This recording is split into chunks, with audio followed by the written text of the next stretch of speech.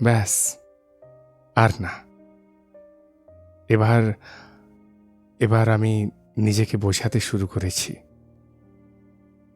মানুষের প্রতি মুহূর্তে মুহূর্তে এক্সপেকটেশনগুলোই আমাদের বেশি সস্তা করে দেয়।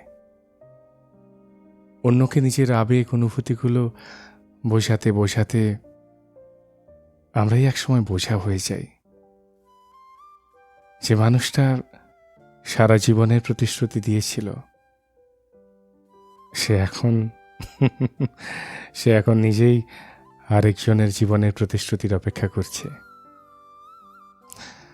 মাঝে মাঝে মনে হয় সামনের মানুষটাকে সবকিছু উজাড় করতে করতে মানুষ নিজের জীবনে সবচেয়ে বেশি ব্যর্থ হয়। ব্যর্থ হবার পর মানুষ নিজেকে খুঁজতে শুরু করে। তখন নিজের জন্য নিজের কতটাই বা অস্তিত্ব বেঁচে থাকে। এবার আমি নিজেকে গুছিয়ে নেব। এবার আমি চোখের জল লুকিয়ে ফেলব। এবার আমি তাকে কোথাও বিলিয়ে দেব না। মানুষ নাকি মায়ায় আটকে পড়ে গভীরভাবে, তারপর নাকি আর মানুষ নিজের কাছে ফিরতে পারে না।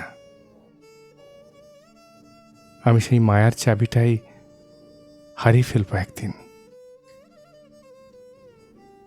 শরৎবাবু ঠিকই বলেছিলেন, ভালোবাসার মানুষ যদি না ভালোবাসে তাহলেও মেনে নেওয়া যায়, কিন্তু ভালোবাসি বলে তারপর এক সময় মুখ ফিরিয়ে নিলে এর মতো কষ্ট, এর মতো যন্ত্রণা,